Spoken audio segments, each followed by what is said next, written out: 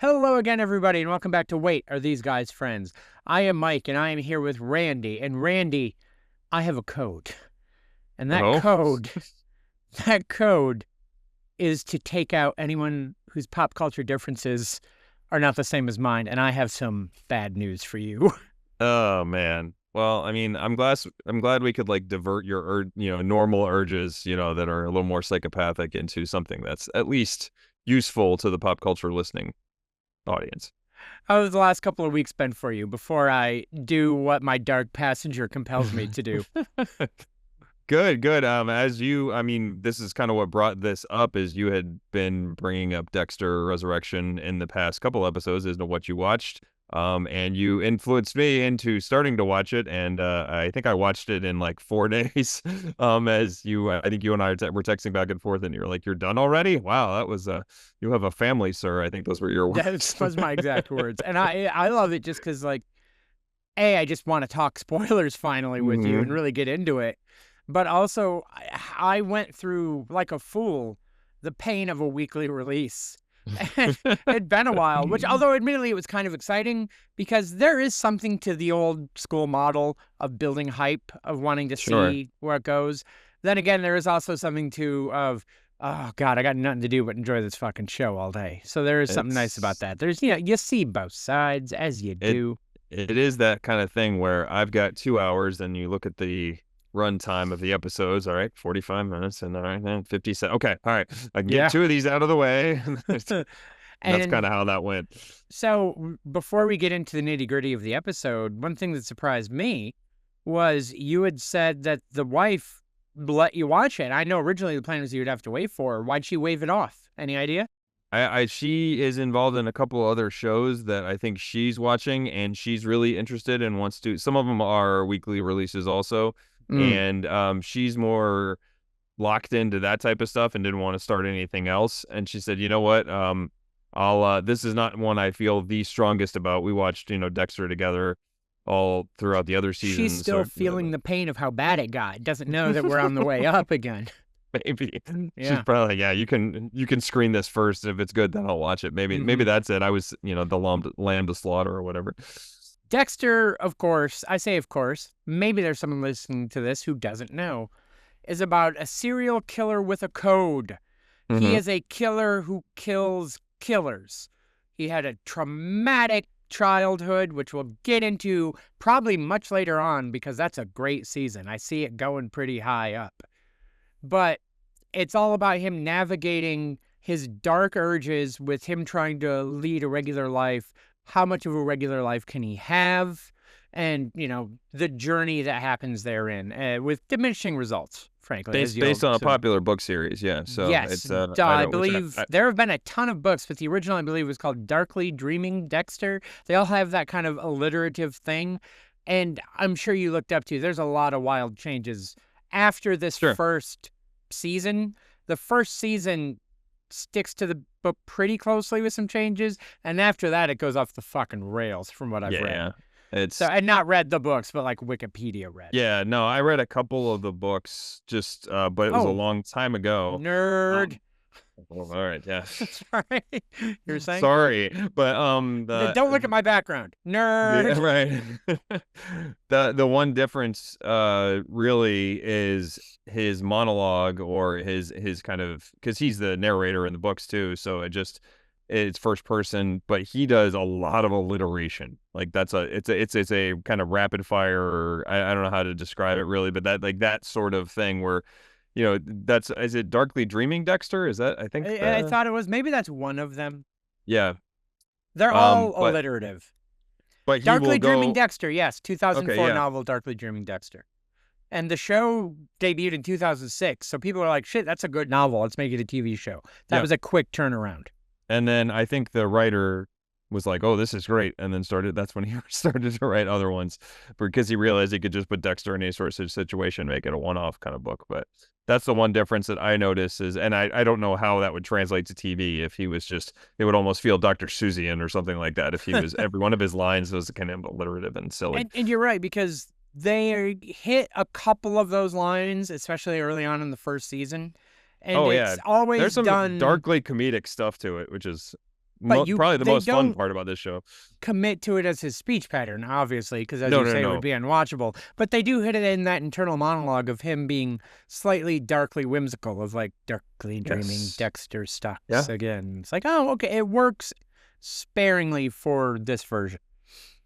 Important thing to note behind the scenes as we rank the seasons, there's a man named Clyde Phillips, who was the showrunner for seasons 1 through 4, New Blood, and Resurrection. There's a Hmm. man named Scott Buck, who I have slammed on this program before, who ran seasons 5 through 8, also ran the Inhumans show for Marvel and Iron Fist. He has not worked in a long time.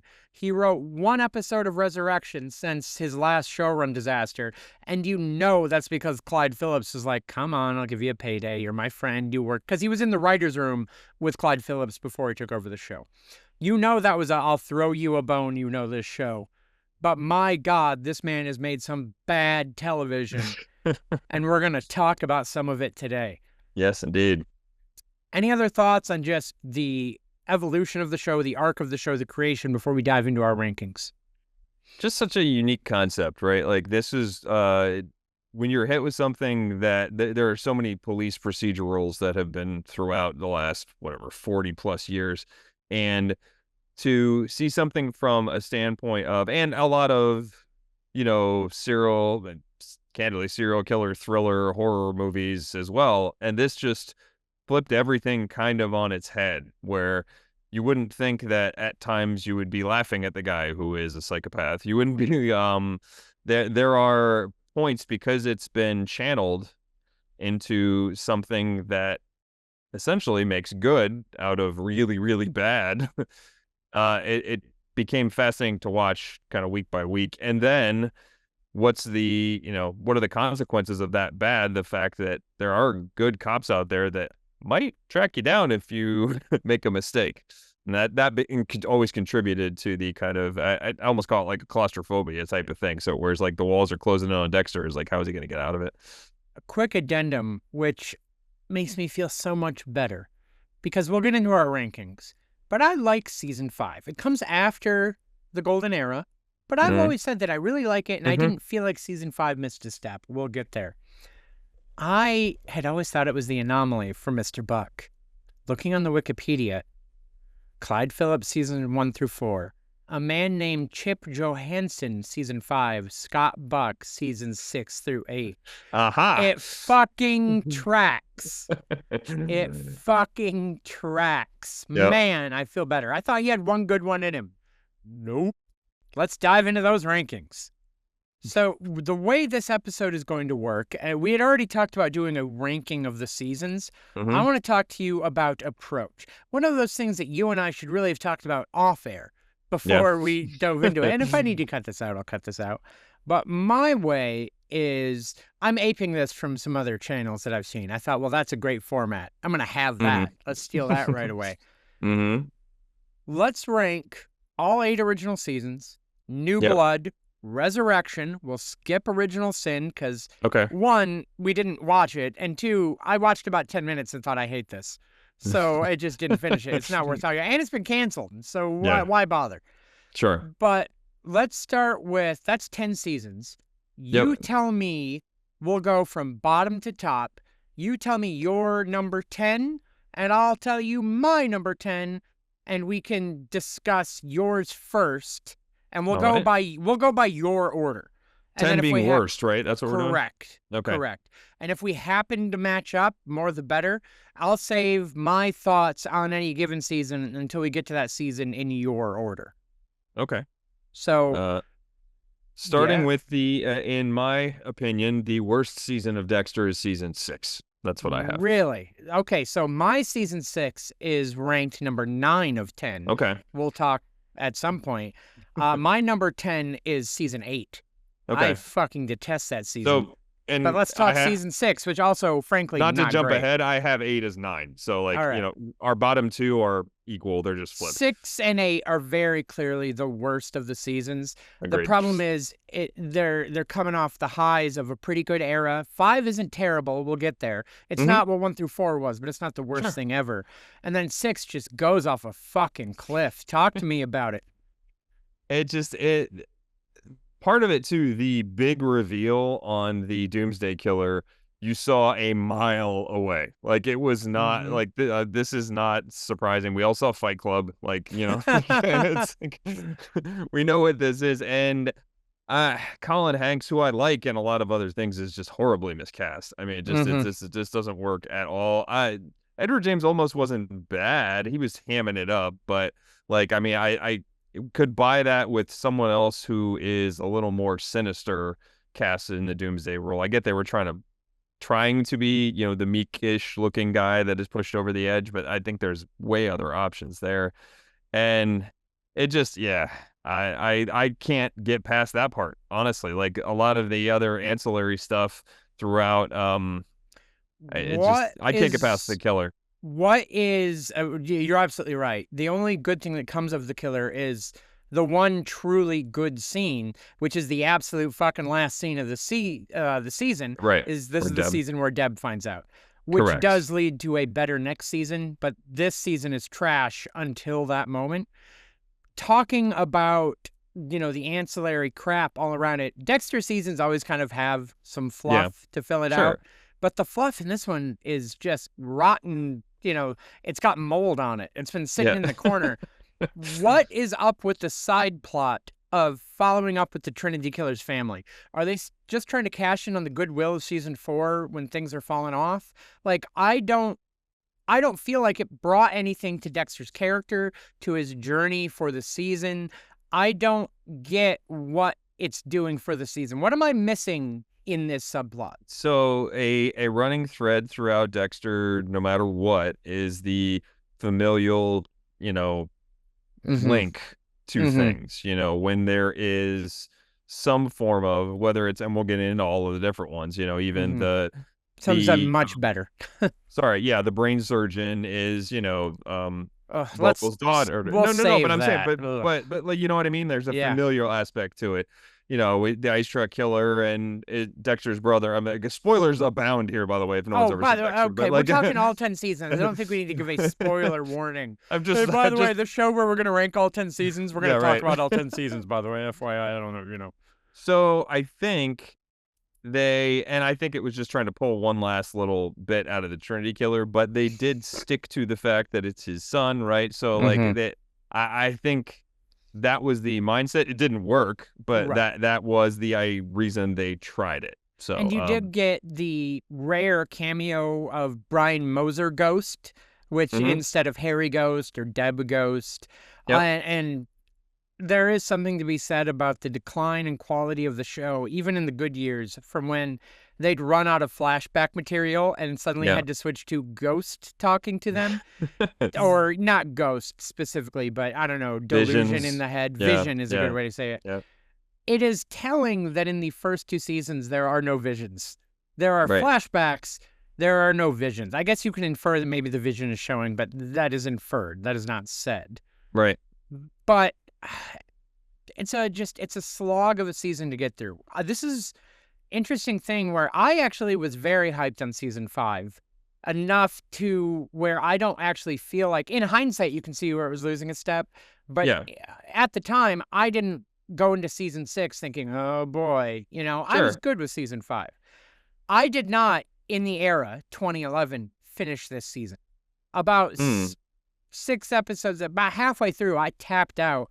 This is one of the seasons I went back to years later when I'm like, all right, I'm going to deal with this. Because I didn't watch Dexter 6, 7, 8 when they aired originally because I just got so checked out on this season specifically. uh, But obviously I finished at some point. right. Any other final thoughts on season 6? No, not much. It's bad. So Yes, not wrong. I believe you already said that season 8 is your number 9. correct. Yes. Season 8's my bottom of the barrel. What I hate most about this season, it is one of those things that a long-running show will often do where it is, to me, a cardinal sin. It takes something that was the foundation of the show and goes, yeah, but guess what? You didn't really know there was a whole secret part. Right. And this thing that was literally the foundation of this program, there was more. It's like, oh, motherfuckers, we didn't need this. The thing about season 8 that is a cardinal sin is that it takes the thing, the bedrock of the show, the foundation, and pulls the, oh, but there's actually a little more. That's lazy writing from a lazy writer late in the era of a show that probably should have ended already. Season 8's central premise is that Harry's code wasn't just Harry's code. Dr. Evelyn Vogel, an expert on psychiatry, who, by the way, had moved away and was never in Miami the entire rest of the show, comes back and just happens to follow up with Dexter. And it turns out her kid is also a serial killer who is the big bad of the season. So just, culminating my goodness, in potentially the worst series finale at the time of all time. So I think that this series finale is worse than New Blood's series finale, which we'll get to. They're both bad, but for different reasons. This one, after 8 years, is just insulting. I am going to go off on a tangent. It's a great word for it. An original thought. What I'm going to say has been said by many people, including me, but let's put it on the record. The finale that you need to compare this to is Breaking Bad. Breaking Bad followed, obviously, another bad person doing bad things, and you were waiting for, the shoe to drop, for the floor to fall out. Come up and right. When it happened, boy, did it happen. And it took a couple episodes. It fell apart. There was a little rebuilding. Had to be revenge. And spoiler for Breaking Bad, big spoiler, I'll protect that one right now. Walt dies. For whatever reason, even if he redeems, he really doesn't. The man dies. There's an ending. There's consequences. He has to live with what happened. He's lost everything and he's dead. There are no consequences for Dexter at the end of 8 seasons. You never get the reveals to Miami Metro. You never get the I have to deal with. Frankly, season 2's Lundy arc should have been season 8's Lundy arc. You needed to put that Bay Harbor Butcher Hunt season 8 to make it, we're going to the end. You don't know what could happen. We all know it's the last season. That means anything could go. You don't need to get him out of this. That's what should have happened. Instead, he gets away, 0 consequences, living with a fucking beard at the end being a lumberjack or some shit. It is a bad finale that did nothing after throwing for his sister anyone. into the ocean. Why did he have to dump Deb in the ocean? What the fuck was that? He drives into a hurricane, brain dead Deb or whatever. That was almost alliterative. And he dumps her body in the hurricane instead of there are a lot of people that loved her, and he didn't murder her.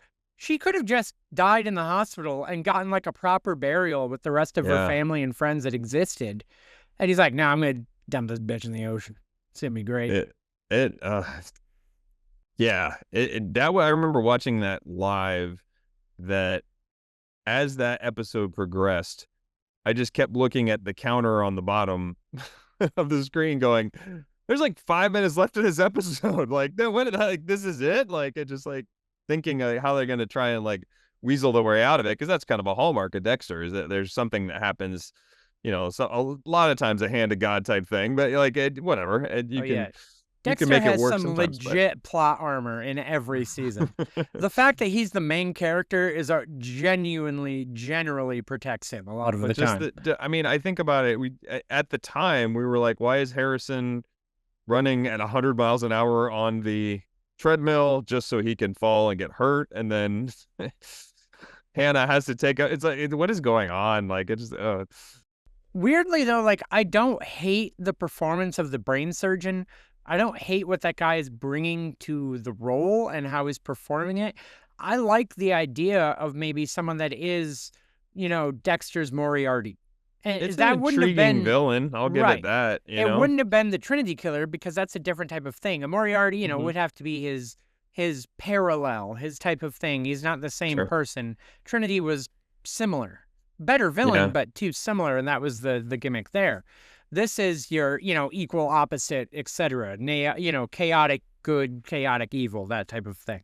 And I love the concept of. Sorry, go ahead. Yeah, and I was just saying, I dislike what Charlotte Rampling's character, Evelyn Vogel, represented but I Hmm. liked her performance. I guess I'll put it that way. And we Yes. can agree to disagree there, but I thought she did a nice job representing the character or doing the character, but what the character represents to the whole story lore, like you said, is a slap in the face. Yeah, you're absolutely right. The real issue is the writing more Hmm. than the performances. People are giving it their best. Michael C. Hall is never bad. Even when he's Yeah. given bad writing and a bad plot and a bad thing, there's a reason he has come back to Dexter again and again. Yeah. And I don't think it's a desperate for money situation. I think he just likes this character and found something that he knows fans like, and he gets a kick out of it when it comes back around. I've never gotten the impression he's doing anything as a cash grab. He's like, let's do some more Dexter. I like doing Dexter. But it's better when it's, good Dexter. It, it's wild, and I don't know where this fits in, but just in kind of looking through, I stumbled upon him in terms of his nominations because he's never won uh an Emmy, which is Oh, he didn't staggering. even for But like, 6 Feet Under? I thought he did for 6 Feet Under no, for so some he's reason. been nominated 6 times for Best Lead Actor, which is Wow. 5 for Dexter, 1 for 6 Feet Under, and he's never won, which is like a record for most nominations without. And Well, I'm guessing a male in his category. Because Susan Lucci at the Daytime Emmys has the fucking record for most no, nominations. this is primetime Emmy, so it's Okay, yeah, got you, yeah, got you. yeah. Sorry. But Semantics. yeah, yeah, you're right. But he just had the misfortune of Breaking Bad was out at the exact same time. It's like, sorry. Yeah, it's What are you it's gonna do? interesting. It's tough not to compare them because of Dexter comes out. Is it right to say, because there's 5 years difference, is it the wake of The Sopranos? It's in that mid 2000s, early 2000s golden era of, oh my God, TV can be good. Like, not Yeah. that we didn't love TV, but it can be high art. It can be TV Hmm. can be dramatic and exciting. And ooh, there's And such a not different necessarily formulaic. We can explore stuff that's right. way different. Yeah.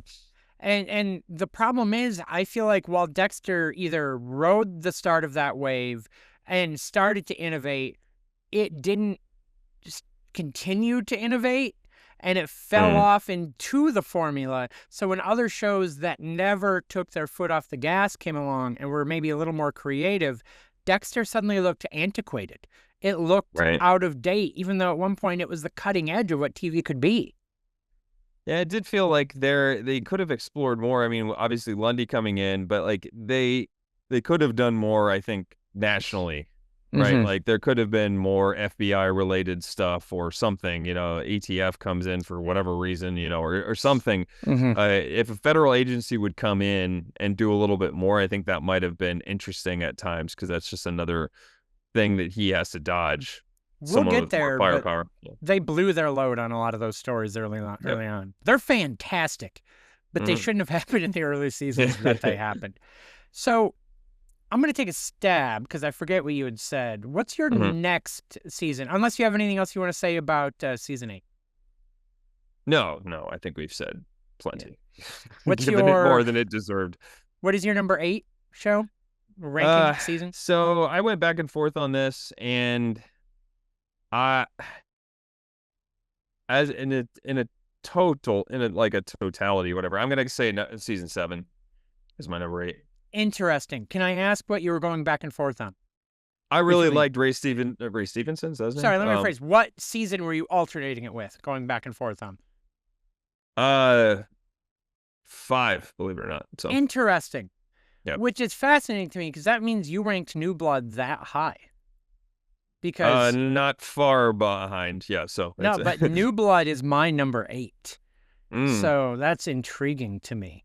But talk to me about your number 8. So my issue with it is not, I really liked the villain.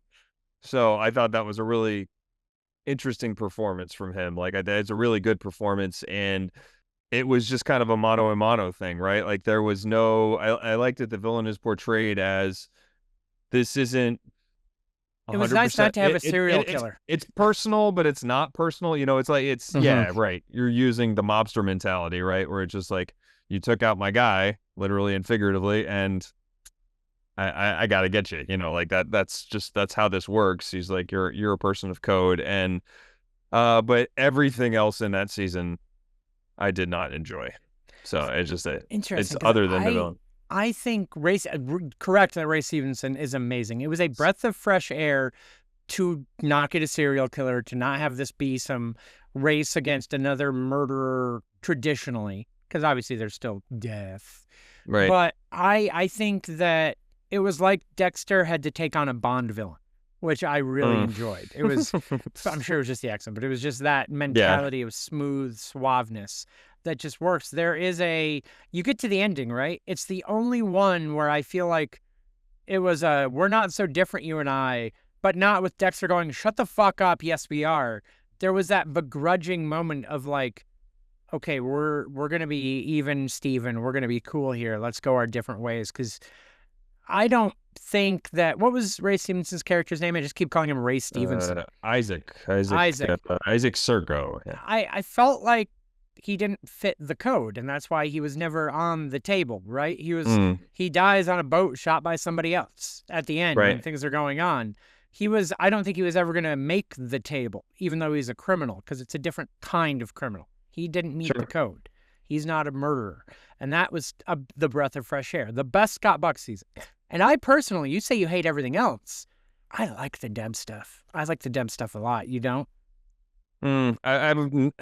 I've never been the biggest Deb fan, so that's Oh, part of just it. in So general. it's So yeah. a Deb heavy season is going to not do it for you. You know, there are I a lot also of don't like people. Hannah at all, so like that doesn't help So either. So I it's go back and forth on Hannah. There's a lot of criticism on Hannah. yeah. Hannah is introduced this season, is also in season 8, dead by New Blood. So good for you. Yeah. Fantastic. Maybe I But had it rated higher. played by, I always fuck up her name, but Yvonne Strelowski. She was also Sure, in well done. Chuck, has been a bunch of stuff. Yes. But she is a kind of accomplice to a spree killer, also murders Yep. herself. Technically meets Dexter's code, but man, Loves that poison. they have right. They have a little connection, and they start Hmm. getting closer and closer, and they bone, and she basically becomes Harrison's mom, and then blah blah blah. Yeah. I'm also not in love with it because of how much I love Rita, and I don't think, especially with what you deal with Lila in season 2, and Dexter realizing how much he loves Rita. Now maybe it's a my wife's dead, I'm lonely rebound situation, which happens frankly with a lot of widowers, to be Yeah. blunt. Mm-hmm. You taking the real world aspect, you so often see people who have lost their spouse quickly connect with another person. Maybe they're filling the void, maybe they're used to needing to feel that with someone. Could be that, because you're only a year or two out from the death of his wife. Yep. But she's a rough character because they don't make her likable, but we're supposed to buy that Dexter could love her.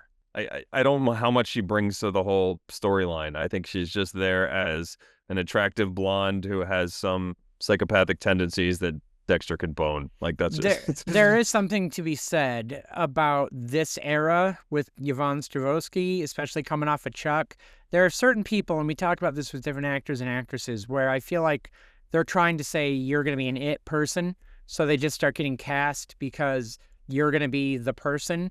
And I think there may have been a vibe of that, especially coming off of Chuck, and it just never really got followed up on, or got she didn't rise to the potential or fulfill the potential that it could have had. Maybe yeah. I'm talking out my ass on that one. It's just a thought. But talk to me about why you don't like Deb. Why don't you like Deb? What is about this character? Now, you are not alone, by the way. There is Yeah. a very big divide in the Dexter fandom between pro-Deb, anti-Deb. And I think I've swung around where I think I may have been anti-Deb when I first watched, because I can't even place why, but on my rewatch, like I just did a big binge rewatch coming off of Resurrection, and I'm pro-Deb. I like Deb, except in New Blood. Well, a different kind of scenario there, but Yeah. I don't. I always, and maybe it's the writing. I always thought that, and this is fine. I don't have any issue with obscenity or vulgar You do a words like podcast what. with me, I fucking hope That's not. right. And believe me, you go back. I'm no whatever I'd say. Wilting I'd flower? speak Is that the wilting right? flower. No, is that the term? Are you a I'm wilting no flower? angel in terms of my You're La my Passion? words. Yes. Does your wife call I you that? no. Randy, my La Passion. Let's take the kid I to swear a lacrosse lot practice. too. All right, I'll just say it that way. Oh, okay. There's no. I won't. I I won't just beat her want at the her to be push, but using seductive speak while you drive uh, your kid to lacrosse practice. gotcha. My la Yes, of passion, course. we must take Hmm. Jack to his many lacrosse practices. Also, why did I give your wife an accent? I don't know. It's I am interesting. Audrey. So, mm, Hello. yes, So, great, please nailed it. continue. I thought she was here. I was just right. So, but I think she unnecessarily swears way too much. I Okay. don't know if it's the writing. I feel like if she's recounting her day and she's saying, "All right, I woke up and I had to go to the fucking grocery, and then I got in my fucking car and fucking turned the key in the ignition." Like it just feels like stuff is thrown in there where you're like, you didn't need to swear there. And maybe that's just how she talks, but it always rubbed me the wrong way. So it always bothers me when she talks, and I think that is part of it. Um, I understand they were foster siblings and there is a connection there or whatever. The her falling in love with Dexter really threw me off of things. I didn't like, and That then I again, did. Okay. I do detest that aspect of it, but that, it to me, is a season 6 issue. They yeah, don't address it in season 7. Season 6, the reason she finds Dexter murdering Travis Marshall is she's going to like confess her love to her, foster brother, and then he's a murderer. And God, thank God, once we get to season 7, that's really never brought up again, other than she's swept like, under the I rug. can't believe I thought that. It's like, neither can we. That was fucking terrible.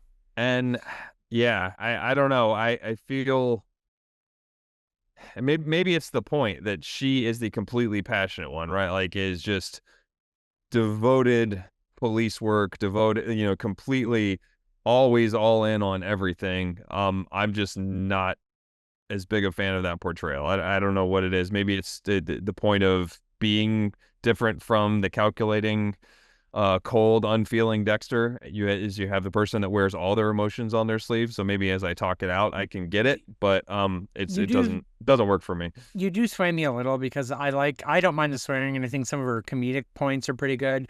But I do feel like, especially like mid season 2 onwards, every single conversation with Dexter is, "But I'm your sister," and it ends in tears.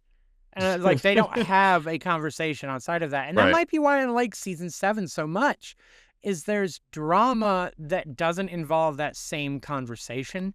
And it's frankly the closest we get to that Breaking Bad moment where he has to live with someone knowing his secret and really navigate it when they don't want to know it. Everyone Yep. else who had ever known his secret to that point is either dead or was cool with it for a period of time. And so it is that variation I'd been hoping for. And frankly, they probably should have ended the series at season 7 with some kind of consequence coming off of that instead of what we got with season 8. Yeah. I mean, that's the main, I think my main reason for it. I accept it as part of the show and, part of the storylines. But one of my lesser favorite characters in the show, Totally fair. which she's in a bunch of it, but that is what it is. Yeah, we haven't touched on a lot of the supporting cast, and I Hmm. think that might be coming as we go to the higher ranked earlier seasons, Yep. because you really do lose them in the later years. They're there, they're doing things, but I feel like they're more memorable in at least 1 through 5 when they all have their own subplots that kind of eventually dovetail into the main plot somehow. I am hard pressed to remember, except for LaGuardia in 7, obviously. What is the rest of Miami Metro doing in like season 6, 7, and 8? Well, Yeah, isn't Angel retired and trying to open up a restaurant? Is he is that trying to do a restaurant, but I don't think he retired. That was the side because he retires in Resurrection very pointedly. Like right? that's part of his thing. I Okay. think he was just trying to open a Maybe. restaurant, and Yeah. that's Well, not exactly I thrilling. thought maybe he was stepping away. I thought there was a point where maybe he just barely was on the force or whatever. Like he wasn't Huh. retiring, but he stepped away to concentrate on that. And then yeah, he's really only involved so that we can introduce his niece or his sister or who His niece, who gets niece, a right? Yeah. shout out in Resurrection. as one of the few people from the Miami days that Harrison remembers because it was one of his Right. regular babysitters. And he's Hmm. like, "Oh, that's so and so." It's like that You always actually had is to stay over while Dad went out and killed somebody. right. It makes sense, but I guess he did spend a lot of time with her because his dad was always abandoning him to murder people, and then he would get kidnapped. It only happened a couple of times. It's yes. fine. Uh, Woof. Any other final thoughts on what are we on season 7? 7, yeah. No, I again enjoyed the parts. I thought the stories could have been better. Just to recap so far, your number 10 ranking was season 6 and mine was Correct? season 8. Yep. Your number 9 ranking was season 8 and mine was season 6. We just Correct. flip-flopped those. Yep. Your season, see, I already fucked it up. This is difficult. I can't do numbers and words. Your number 7 ranking was season 7. So you just put the last 6, My 7, num 8, right? my No, number I did. 8. My number 8 That's what I meant ranking. to say. Jesus, Yes. I'm having trouble. My number 8 was New Blood, which we'll get to when you Okay. get there. Which as I'm looking at my notes, I had it. I completely just read it wrong. So it was between 7 and New Blood for my number 8. Oh, so we just flipped. Yeah, I didn't That's what I flip, was but expecting you to say yeah. because that's what I have. I Okay. have 8, 6, New Blood 7. You have 6, 8, 7, New Blood, So correct? right. So we have the 4 in there, just in different orders. Yeah. They So are okay. the bottom 4 for good Hmm. reason. So moving on from that, I guess we're on the New Blood then, right? This is Yep. your number 7 ranking out of Correct. 10. Thank God it's Dexter not an New actual Blood. season one, so we can not be confused by numbers. I feel like I'm gonna have to put graphics on that where the numbers move as I say them, and there's crossouts and strike throughs, and then eventually it'll just be a big question mark instead of any Yeah. ranking list that we have. Where are we? Yeah. Uh, but Dexter New Blood, I Hmm. was not hyped actually when this first came out. I got a little more as it got closer, but I had been hurt so badly by season 8, and they knew that, right? They Yeah. knew people had been hurt. That's why this was happening at all. That I was like hesitant. What got me a little more excited is Scott Buck is out, Clyde Phillips is back in, the Yep. showrunner from seasons 1 through 4. He has very pointedly said he basically ignores things he didn't like from 5 through 8. That's Yeah. why moving forward in these 2 seasons, New Blood and Resurrection, Vogel is never mentioned. And things where Hmm. Vogel should have logically been mentioned never come up because he's like, we're not gonna. Yeah. And I'm like, yeah, that's the way to go. Good you. Yeah. But we look at New Blood, he has evolved from whatever lumberjack dock worker he was at the end of season 8 to running a gun shop in Iron Lake. It's New York, right? Like upstate New York, as I Upstate New recall. York. Yep. Yep. And, in the snow, in the cold. I do like the setting change as a let's try something new. There is a lot of things I like about the show, which is why it's not absolute dead last. The problem, there's a lot of stuff I don't like about the show too, but you Hmm. tell me your perspective. I love. I love. I like the villain more because Clancy Brown is awesome He's at it. Like, really good. He's very um, good. very sadistic. It's just very Mm-hmm. like there is some oof yikes Big fan. creepy stuff from what he's doing, and then still it's interesting how he portrays just being in the town and he's still menacing, but not because you think he's killed a whole bunch of runaways, just because Mm-hmm. he just seems kind of menacing and that creepy out there guy. I like the change of venue. I like the complete difference in it's always hot, sticky, muggy Mm-hmm. Miami. Now it's cold, snowy, frozen Iron Lake. I think that's interesting. I don't always love I think they paint themselves in a corner too many times where they were trying to get out of, Dexter's plot armor, as you said, seemed a Mm-hmm. lot more prevalent in this season than in some of the Miami ones. And Harrison's introduction is interesting and their connection. And But there's a little bit that's over the top, and we'll get into it later, that it seems much more fully formed, and I like the performances better in Resurrection than I do in this Amen to one. that. Harrison in New Blood versus Harrison in Resurrection are wildly different, and I really like him in Resurrection. And to be His fair, he's his supposed to in be 17 versus 21 or whatever, so it's Nah, or but that's 20 just or it. whatever. Yeah. We'll get into that Yeah. because he's not. He's not the different age. They Yep. act like he is. I've Oh, talked right. about this in other weeks. That's right. It's Okay. 10 weeks after New Blood is Resurrection. Ah, That motherfucker is that's right. That 17. coma. Yeah, yeah. We'll get into Yeah, it. Yep. so, but we'll get there. All right. So The disregard. intro, the intro to Harrison is very good. The episode where Mm. Harrison shows up, which I think is the pilot, right? There is it, the first episode, maybe second after they establish. But Mm-hmm. Harrison coming back and Dexter trying to not be Dexter and say he is not. I'm Jim Lindsay. I'm not your dad. And then coming around on it. All of that's fantastic. Honest to God, a lot of the season stuff that I have issue with comes near the end again. And Yeah. this was not, I think, meant to be a continuing series again. This was designed to again be a series finale. The pitch was, you heard it in all the advertising, we're going to fix the ending. This is going Yeah. to fix the ending. I guess a little, but not really. And there were aspects of, I liked the change, but there was enough change where it didn't always feel like Dexter, and you still want the feel of the old show with twists, right? There was enough difference where you lost some of the charm of it, and maybe that's just because like Angel gets a one scene cameo and you don't see anybody else. Also, instead of Ghost Harry or Vision Harry, you have Vision Deb because of his Mm-hmm. guilt. But I know it's Vision Deb, so there's a difference. But Vision Deb is out of character from the Deb we always knew. I was And about to say I didn't mind her as much as the other one. Maybe that's why. That's funny you say it that's that funny. way. Vision Deb isn't Deb in morals and action and things.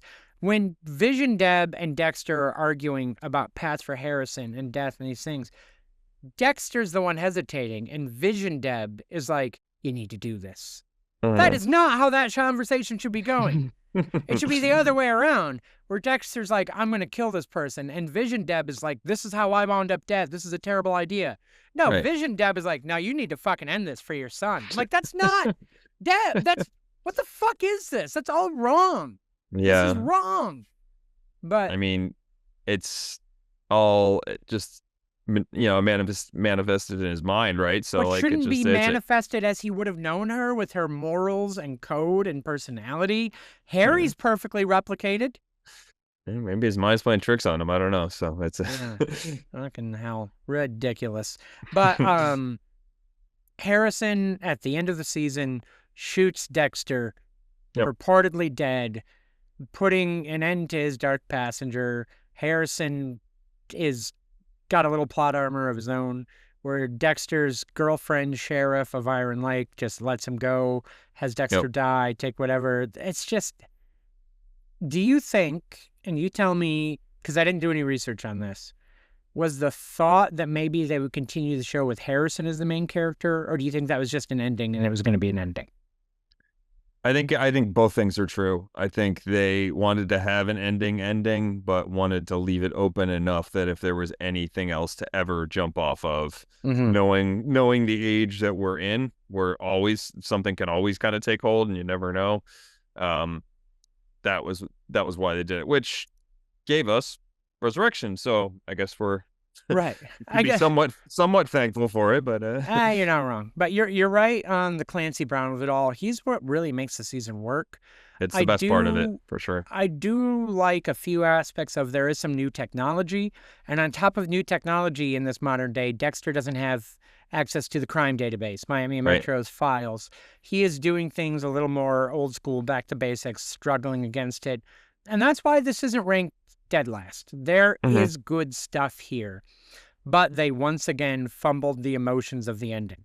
It wasn't just the actions of the ending. Dexter dying and having comeuppance is a good way to go, but it's handled very clumsily and I think very late in the game.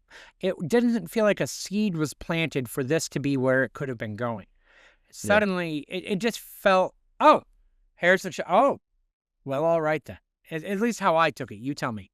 Yeah, it seemed like they sort of race to that end game, and then they wanted you have to take the safety off to be like this oh my god moment and Hmm. line, and really it was kind of forgotten. Like it's if they hadn't shown it in flashbacks of Resurrection, I wouldn't have remembered that he said that. Right.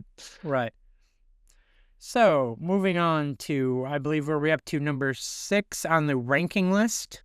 Okay, Is that so this, accurate? I believe it is. yep. So one, Excellent. What two, is three. your number 6 in the ranking list? So then that's what I had wrong. 5 is season 5 is my sixth. Hey, we matched up. How about that? Because 1, 2, 10, I 9, would 8, it 7. wouldn't We're on number surprise me if 6. We're on yeah. number 6. This is season 5, number 6. Season 5. We did it. We matched up and have figured out the list. I'm Hooray. so proud. So we're firmly middle of the pack. It's 10 Mm-hmm. seasons of show. Season 5, right in the middle. Why is this a right in the middle season, Randall?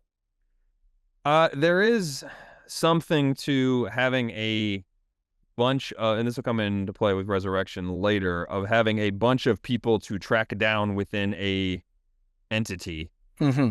and Dexter picking them off one by one, right? Like there, so I think that part is entertaining because and it gives you it's not a build all the way for one person, it's kind of like working their way up to getting the final person, right? Like that's Mm-hmm. how they did it with Video what's Johnny, gaming rules. You have yeah, entry yeah, bosses, right, the mid big boss, bosses, right? final What's bosses. Johnny Lee Miller's character's name? Jordan Chase, right? So Mm-hmm. Mm-hmm. and uh it I really like that idea that you're working your way towards it, and Lumen being a character that is sympathetic in that regard, that it's not Dexter trying to force his murderous ways on her. It's a way for her to find closure and redemption from Mm-hmm. what these people did to her. And so it didn't feel like stuff with Hannah where they're killing together or something like that, right? Like it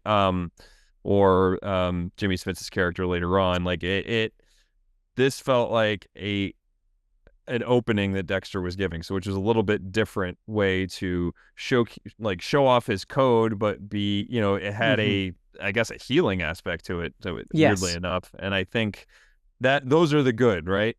And I think that's what, but it doesn't elevate it beyond the formidable foes that we're going to see in higher up rankings. I guess that's why it's middle of the pack for me. I would be inclined to agree. I think it is telling character wise that Lumen never comes back. She gets her Mm, closure, and yep. they don't say, no, it turned out she had a dark passenger. She had maybe a dark passenger, but it was an Uber and they got out. So it's not riding with you the whole time. Which I think was the right call. Like, I don't think Yes. that it makes sense to do that, because then it Do feels you like think Dexter is projecting everything that he has onto everybody, and that's not great. in the slightly more fan servicey era that not New Blood, that Resurrection has brought us into, do you think they could ever come up with a reason to bring her back? Because I think it would ruin the character a little bit if they did. Unless it's you see her in the wild and she's fine, that type of thing. Yeah, yeah, by crossing paths just randomly, yeah, that's Right, about but the only gosh, way I that'd could have to really be a see it. lot So, of. I feel like you'd have to get through a lot of steps to get there. yeah, unless it's a hyper focused detective looking into every last little bit of anything that Dexter Mhm. Morgan ever worked on, Which maybe. could be Quinn, because you remember how skeeved out Quinn was Mm. by the Lumen of it all, especially in that early season, like or early in the season. If Quinn turns out to be the person hunting Dexter down moving forward in these shows, that's a distinct possibility. So my thought is I put this season middle of the pack for most of what we talked about. It's not as strong a villain, but it's fine. But what ranks this season where it does, what does so much heavy lifting, is that first episode. The fallout from season Mm. 4, the fallout from Trinity. They nail that episode. Yeah. That is an amazing premiere. He is destitute, devastated, can't handle life. Everything is, I I don't almost mean to did laugh. I'm destitute, just saying devastatedly the Dexter. D. I almost did it. I didn't even do that. It's phenomenal. You're right. I am a genius. I feel so alive. But they nail that premiere. Yeah, and that is among the best things they did, and it really made you feel like, oh, maybe we'll get through this, because you're in an era where I don't think we knew the behind the scenes info that we knew at that point. sure. We just had the fallout of the show. We didn't know how much had changed behind the scenes. Yeah. It came back and it felt like Dexter, and I never thought twice about it. Right? And it probably, knowing what else was going on, maybe should get another bonus point, just knowing that Michael C. Hall was battling cancer while he was doing Is this this when season. that came So up? We haven't yeah, addressed that. Is that the season yeah, this happened? that's this season. So like, I mean, he wears a wig the entire season, so because of Wow. chemotherapy. So Fucking way to go, man. yeah. So it's and you don't miss a beat from Dexter's character standpoint. So that's the And you, impressive part. at the risk of maybe sounding odd, but maybe using what you got, maybe that adds to his harrowed, everything is awful look the entire Mm, season, because maybe. everything is maybe awful, and that can inform a performance, certainly. So I was wanting to bring up a topic at some point, and maybe this is the season to do it. One of the things that I think has been lacking in the new seasons, New Blood Resurrection, that was definitely lacking in the later seasons, and bothers me with Dexter's character immensely, is the Aster and Cody of it all, and the way they get just Oh. swept under the rug after this season. Like, they get this season, they get like 2 episodes here, they get one more, I think, appearance in season 7. Like, they Yeah. don't come in 6, they're not in 8, they never come back. It bothers me so much because I never once got the impression that Dexter would have abandoned these kids, because in season 3, when he proposes not to Rita. The big gesture is he's proposing to the family. And he Yeah. only will say that this can happen if all of them say yes. And I know we'll get to that point when we talk season 3, but that premiere is so gut-wrenching when Aster and Cody come back from Disney World, and he only wanted them to have one more fun day, so he hasn't told anybody, and they got to figure it out. And just, oh my God, it is among the most painful shit you can watch. And It's he so tells good. them with Mickey Mouse ears on. Right. Oh. It's awful, but it's so good all at the same time. Yeah. Why? There is such drama that could have been wrenched from them still being in his life, and they just got rid of them. And I don't ever remember there being a point where he outright says it's for their safety or for their thing. You almost get the vibe of he just doesn't want to deal with it, and that bothers me so much. Yeah. I mean, I think they did allude, and it was in this season, right, that uh it's Aster, right? Yeah, It's not Asher. Yeah, Aster. Aster and Yeah, Cody, yeah. yes. Uh tells Dexter, right, that she wants to go live with their grandparents, right? Like, so But that Cody is didn't. Cody wanted to yeah, stay with that's right. Dexter. That's Yeah. right. Yeah.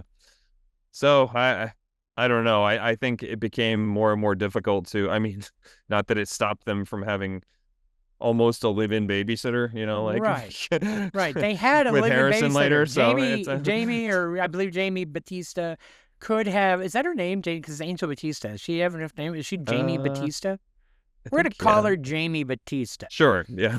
Jamie Batista was already there, Yeah. handling all of it. She'd have been fine. Yeah. And it's just very odd. You think about what he went through in season 2 to rescue the kids, and all the things they went through as a family. And as soon as Rita's out, he's like, okay, so I did enjoy you guys, but you're gone. You're gone. I think as more and more Miami Metro characters came into the foray, I think that was part of it too. So like, because who was Deb's boyfriend du jour this season? Oh, and is this season she 5? She's with This Quinn is- this season, right? Yeah, this is with when she gets with Quinn. Because Yeah. season 3 is, it goes 2 1 Ice Star Killer, 2 Lundy, 3 Anton, 4 starts Anton, goes Lundy, 5 Yep. Quinn, 6 falls in love with her brother, 7 doesn't really have a love interest, 8 she dies. All So, right, yeah. What a run. Yeah, no, she's doing great. She's doing great. Oh, and New Blood, she's a ghost, and in Yeah. Resurrection, not mentioned. So There we go. Yeah. Where were we? You were so talking about fun. Quinn and So- Miami Metro and why maybe Aster and Cody Oh, couldn't I get the I think focus. and they just ran out of plot or ran out of space to put those, because there's so many different characters that with Quinn getting a little bit more airtime, because he came in what, season 3, and so I don't know if that's exactly what it is. This isn't the season. 6 was the season that Masuka had the interns, right? I don't remember, to be honest, Mm, because some of those Miami Metro plots near the end do kind of get away yeah. from me. Stand by, my keyboard And we got is to bring, I mean, we spent more time with Liddy in this season, right? Than Peter Weller, than yeah, I just looked it up. It's actually season 6 for the interns because that's when the Lewis Green guy becomes the other intern too, the Mm. guy that keeps trying to frame Dexter later on. Oh And my there's God, I forgot about that fucking guy. That character is so bad and so pointless and so stupid. I forgot and about oh, and you know him. what? And remember, he dates Batista's niece for Oh a little my bit. God, you're right. Oh, that's awful. There's so much bad in that season. Oh my goodness. But season 5, Right. and wrapping up what I'm talking about with Aster and Cody, especially with how powerful that premiere is, I could have lost some Miami Metro plot and Quinn and Deb plot to give more with Aster and Cody and Dexter having to deal with being a dad. He's a Yeah. shit. I realize we get he's a shit dad, and that's kind of the basis of later shows. But Yeah. here's my question. Once he comes back from the dead, and it's well advertised he's back from the dead, where are Aster and Cody being like, what the fuck, Dexter? Because you would think, even if they haven't talked in years, Yeah. that's especially now because Aster is likely a full ass adult at this point. Mm-hmm. Why did you do this? I need to talk to you. What happened? You know, he probably gave her issues. Yeah. Like other kids have issues. I needed Aster Cody follow up. They just lived in Orlando for the rest of their days, I guess. Oh, I'm glad everything worked out well for them. So, any other thoughts on like we haven't talked even about what the hell's her name? Lumen, but what's her actress's name? 10 Julia Things I Hate Stiles. About You, Julia Yep. Stiles. Yep. She's good. She's hmm better than Hannah as an actress and as Yes. a character. But anything else to add to her? Because I feel like we didn't really touch on her performance in this season. It's her connection with Dexter is just interesting, I think, because it is this tortured, beaten down soul, not just her body, obviously, but like it and there's something there that for some reason Dexter's mode of thinking, way of his code seems to have a healing factor to her. It helps her find her way through her own trauma, which is interesting. So it's interesting to like follow along on that journey. And I think she does a nice job with it because she doesn't I think she struggles with it. And I think that's the most interesting part about it. Is it not necessarily she's not all in right away. Like we're so used to people are either on the side of good trying to stop essentially what Dexter's doing, even if they don't know it's always Dexter, or they're all in on the I want to kill, and Lumen falls somewhere in between and is kind of moved one way or the other based on her own path back to getting good with herself. I think that's interesting. Agreed. So moving on to your number 5. 5. It is 5. Okay, I got nervous. Wait, I thought, yeah. Oh, that's right, because that was halfway through 10 Yeah, was. So I'm like I'm counting writing it as I down, do and I'm this. still terrible at this. Dear God. The next one. What is your next one above season 5? Season 3 is my season 5, Wow, or I have is that. my number 5. Sorry. So another one where I'm one spot off from you. Can I ask what you Okay. have above season 3? Resurrection. We are flip flopped yet again. Okay. We have been, except for 5 where we linked up, I think we have flip flopped every one of these one offs so far. That's Yeah. fascinating to me. So, but let's talk season 3. Okay. I really, really like the Jimmy Smits character. I think he's great. I mean, he's a great actor. So, he chews up the scenery every time he's in there. What knocks this down a half a peg for me is, or half a star, whatever you want to call it. It seemed to be very quick to turn to I kill because I like it. And then that very rapidly made it be, oh, I have to take care of him. No argument To in kind of that clean it regard. up at the end. So I wish it hadn't been. I wish they'd found another way out of that Jimmy realm. Smits is such a strong performer that hmm this ranks higher for me. I really enjoy this season. Sure. and it's but is a season, one of the few seasons that I think would have benefited from like 2 more episodes in the middle. Like, let's do Mm, a little more evolution in the middle to get from the first kill, I've taught you my code, to down the line. 2 episodes isn't a lot, but it would have been enough, I think, to emotionally connect the evolution, right? You could have maybe had one more between Ellen Wolf and that first kill to right. be like, there's something really coming alive here. I think you need one more in the middle to really connect that dot. Even though they had established that he doesn't like Ellen Wolf and she says, but she clearly doesn't meet the code. But it's Hmm. funny is even with the rush nature of the end, Jimmy Smits is so fucking good Yeah, agreed. that yeah, it really overcomes a lot of it. And I think what's what boosted it as high as I had it is because because the Skinner is not very memorable. Now, to be fair, he's supposed to be kind of the second part, Mm-hmm. like not he's essentially sort of a B plot of the whole season, but Mm-hmm. except at the at the very end when he almost kills Dexter. So and no big deal, like and then Dexter by the power of love, I Right. guess, And they breaks do break hand wave it off as like before he passed and he was murdered, Miguel set that in motion to like get Dexter. Yeah. So like the Skinner didn't just find Dexter. Miguel had Hmm. connected it to be like, I know who you are, kill this motherfucker.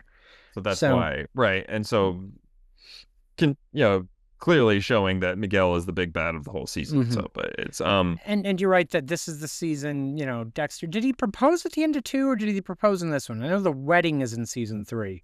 I I thought it can't remember. was it the beginning of this season? I think it was the beginning because he gets back Oh, together because she's with Rita. pregnant. That's why. Yeah. That's, of Right. course, Yep. what are we Yep. thinking? First appearance of Harrison in the womb. Yeah.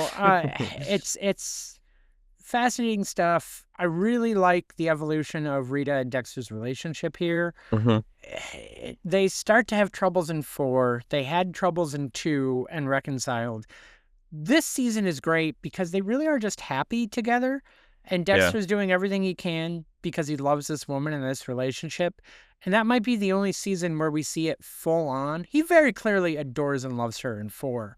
Hmm. But there is such a difference here where he's really committing his time and effort and life to her in this. And the Yep. fallout from 2 really shows how much he wants to be with her and love her and all that good stuff.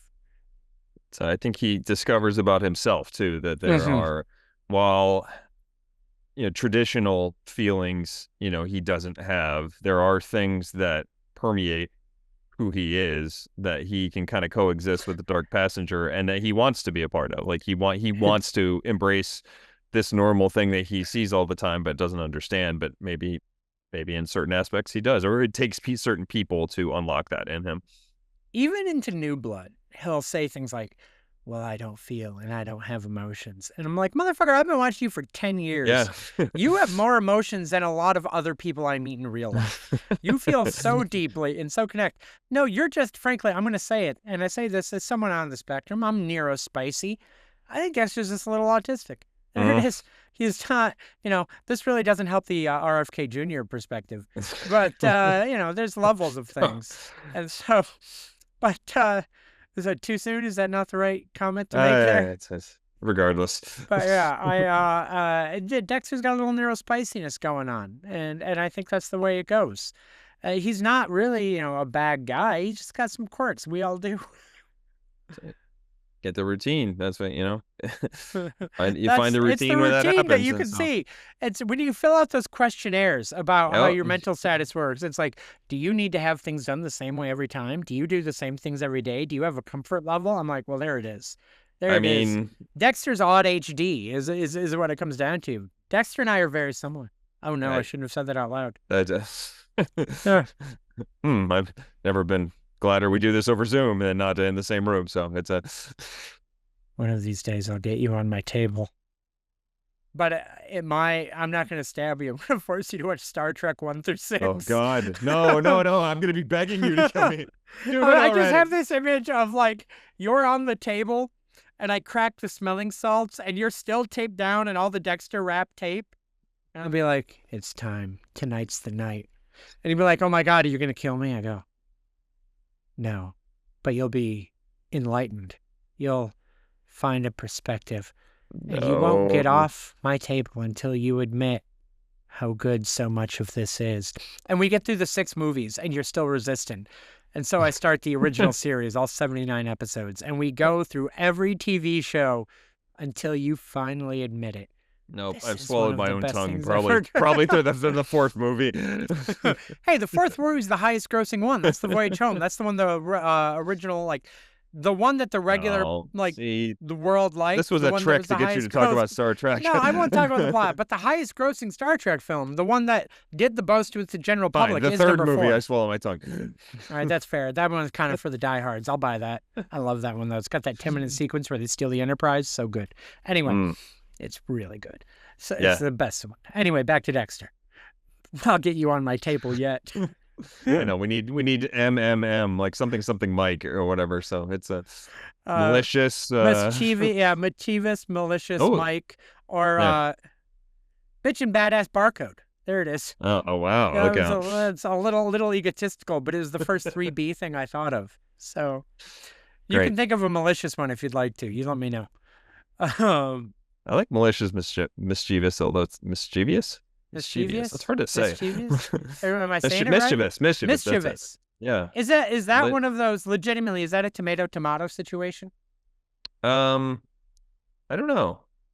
Because it's mischief, it's not mischief. So my fucking keyboard's still not working. So give me one more. I'm gonna look this up. Hang on. How do you Google search pronunciation properly with typing? I'll say it. I don't know. It should give you like, how do you pronounce mischievous? I think it's mischievous, but pronounce it. Thank God Google's got me there. Mischievous, malicious Mike. Yeah, I think you'd have to do it that way because it's harder to go malicious, mischievous Mike. I hate to go with the AI results because fucking hell, but it's the first thing that pops up, so I'll just read it. Yep. The correct, Jesus Christ. The correct pronunciation is. I hate everything and everyone and myself. All right, here we go. I just think it's funny that like we looked up the correct way to pronounce something and then you said correct wrong. Anyway, moving on. The correct pronunciation of mischievous is mischievous. Mischievous. I said it how they said. Mischievous is correct. I was wrong. Gotcha. Mischievous is incorrect, but is commonly heard by dummies like me. So, good What's times. the word that for the longest time you didn't know how it was pronounced? And then Kendra told you about it. Is it weird that I'm blanking on that own word, even though we talk about it all the time? Let me look up. I'm just tired and in show mode. Let me look it up for a second. I remember it now. I found it. What is it? 4 decades of my life. I'm talking, I believe I was possibly 40, at best 39. Mm-hmm. I had only ever seen it written, I think, but hyperbole. Hyperbole, yeah. And you have to note that when someone is going overboard on it, they do say that it is hyperbolic, right? Mm-hmm. You can be hyperbolic with your hyperbole. I, for most of my life, pronounced it hyperbole. Can you believe the hyperbole on this situation? And it finally got to the point where mutual friend Kendra went, what? And I say finally at the point, she just finally heard me. Yeah. She went, what? And I'm like, the hyperbole. Are you trying to say hyperbole? And I'm like, I think I am. Apparently so. Shut the fuck up. So, yeah. I'm glad we got there. That was going to bug me too. I know it's your story. The 10 minutes it took me to remember the word and find it because I'm tired. But anything else on season 3? I think we've covered it pretty well. I think we got it. Yep. I believe you had said your next one after season 3 was Resurrection because we had them flip-flopped, correct? Correct. Which would put that at number what in the rankings? Resurrection? I have it as 4. Yeah. So, okay. I had 3 and Resurrection flip-flopped. I put the first 4 seasons as my first 4 spots. Maybe there's a sentimentality to them. Maybe it's a classic nature. But I could buy into the argument that Resurrection is better than 3. Mm-hmm. But we clearly both agree that some combination of 1, 2, 4 is the top 3 spots, which I think everybody would. I think, But yeah, Resurrection has I think we talked about it. I kind of what I liked about season 5 going through this. I mean, uh, it's it's kind of exciting to talk about Resurrection with you because we have not yeah, done a that's true. spoiler Yeah. conversation yet. We can talk a little bit more about the season and the evolution. It's fresh in the mind. Yep. You've just finished it. I enjoyed it. I watched it week to week. Talk to me now. I cut you off, but I just wanted to hit that. Talk to me Sure. more about what you liked about the season. Why? Get into Resurrection. So there's 2 parts to it that I really liked that I think were lacking in lesser ones. Is I do like the idea of the murder club or whatever we're calling it. It Stunt was casting central, baby. it was a lot of fun and very kind of interesting, but then the sort of turn on that they're just killers. They're not, a lot of them are hiding behind what appears to be a vigilante cause or whatever, but it's not really. And so that gives Dexter fodder for to do what he does. And so I think that was a nice way to kind of lay that all out, and it's kind of fun. And how not every one of them worked perfectly. He didn't get a chance to take down what's Kristen Ritter's Al. character. Oh, wait, no, which one? I was talking about the guy from Modern Family. Right, Al. Eric Stone Street. Yeah. He survived. He survived, but also, I mean, technically, Kristen Ritter wasn't killed by That's right. Dexter. So, Well, she did die, though. She's got... she did. Yeah. But she got, so he had to kind of zig because he had to, he was going to take her out, but she was going to kill somebody else. So, he got her arrested. And I think the, NYC and NYPD homicide detective, is a nice, police foe or whatever. I like it, kind of. Jeez. Maybe it's the Batista of it all, because you texted me, like, Batista is not handling this well. His communication skills this season are fucking terrible, especially when it comes to talking to those cops. Yeah. But I might also put a little bit on the cops, because, like, I was waiting for her, I forget her name, but lead detective, to have a big epiphany breakthrough or a moment. She never did. Not one time. Her big moment was the dance number at the party before the thing fell apart.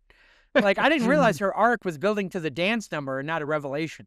That might be why I rank it lower. Another reason I would rank it lower, and I can get back to what you liked about it. I'm cutting you off, if that's all right.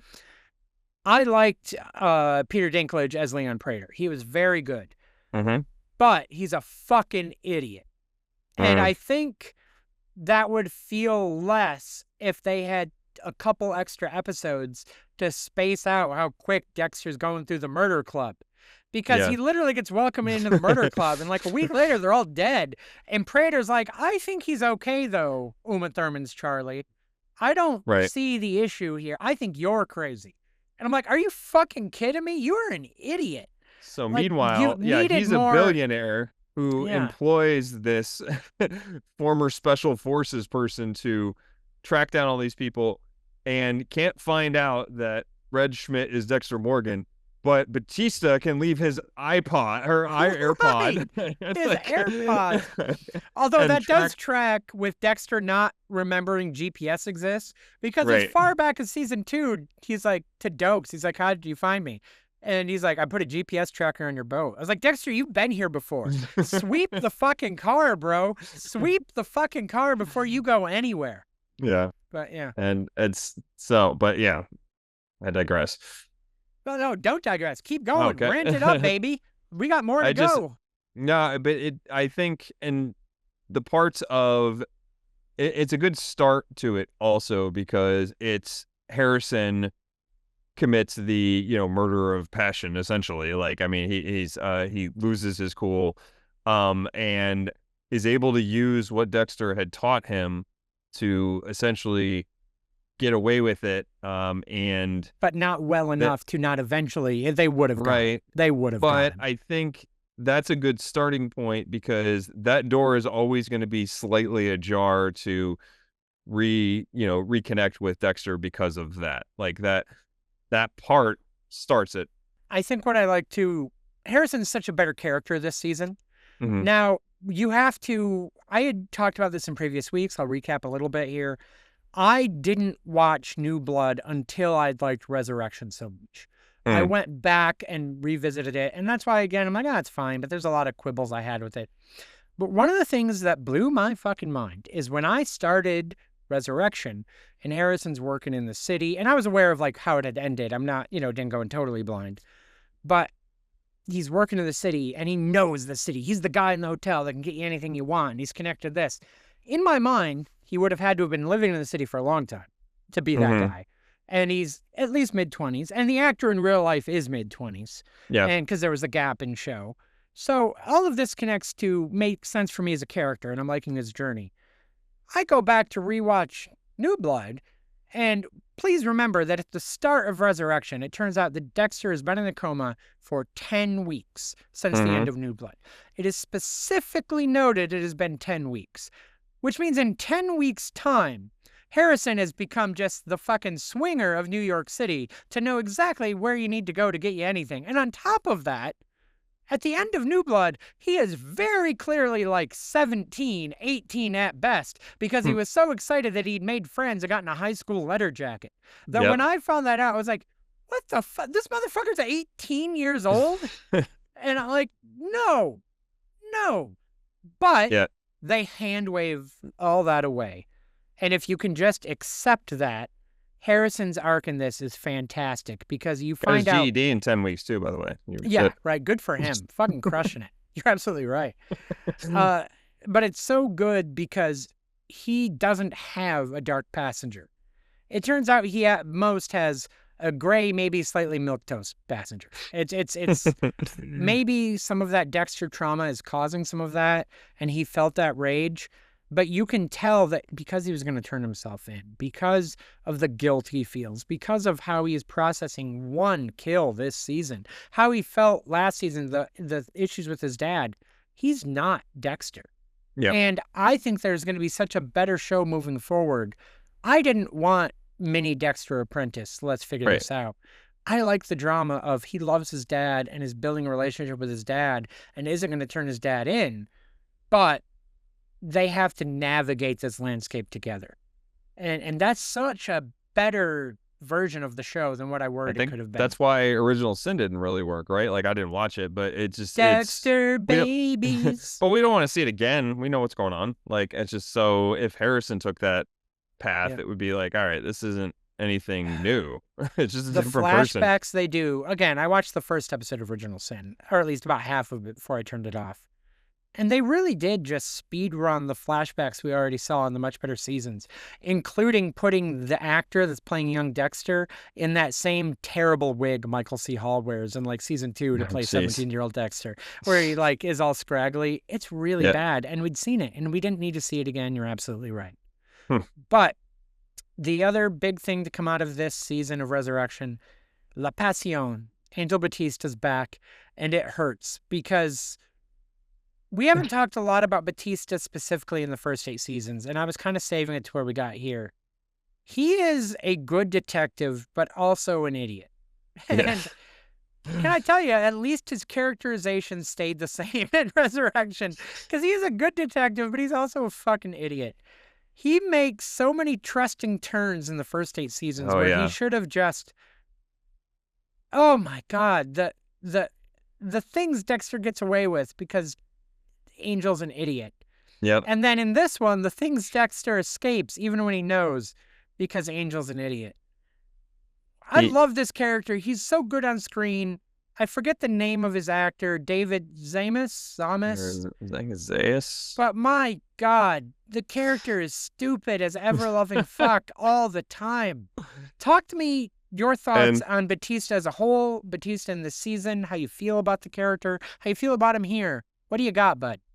It's a lot more of what we see because you always hear the Miami Metro folks saying throughout the years, he's like, God damn, Angel Batista's one hell of a cop. He's like, oh, he's my guy for 30 years, best cop I ever worked with, all this other stuff. And it's like, okay, great. He may be good at the legwork, but he falls so victim every time to the He has oh my no God, instincts. he doesn't know he trusts everybody. and Dexter always plays on that and never. I wouldn't say it's never 100%, but well, I guess it is. He ended up dead. So, but um, but like he always is susceptible to getting set up. Like just it always in terms of he thinks he has something and at the ready, and he just falls for whatever a certain trap is that makes him look bad. Yeah. And it just time and time and time again, and he never sees it coming. And Stabbed so by he, Rudy, seduced by Lila, tricked by Miguel.